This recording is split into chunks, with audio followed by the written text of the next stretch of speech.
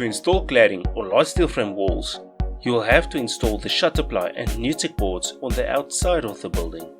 First, install the shutterply boards. You have to make sure that the board starts and ends directly on a stud center. It's preferred to cut off 20mm of the shutterply board to the exact length of 1200mm to make installation easier. Alternatively, you have to insert an 18mm strip at the back of the board joints and screw them together from inside the wall panel. Screw the shutterply to the wall panel with drywall tech screws about 230mm apart on edges and center lines. The easiest way is to place your thumb on the screw and stretch your pinky out.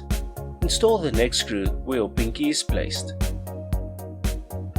Install the next board and ensure to leave a vertical and horizontal gap of 2mm between boards.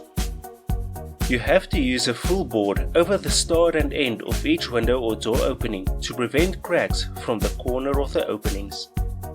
Never make a board joint in line with a wall opening. Then install the moisture membrane on top of the shutterply boards and fasten with a staple gun. Fold the damp course down and install the Nutec board 20mm below the top of the foundation.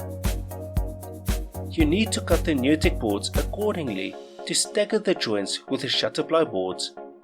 This is to ensure that the shutterply and Nutec boards don't join on the exact same joint.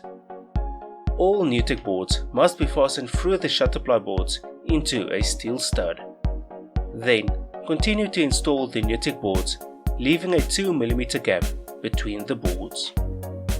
If you have any queries, please visit our website at siteform.co.za.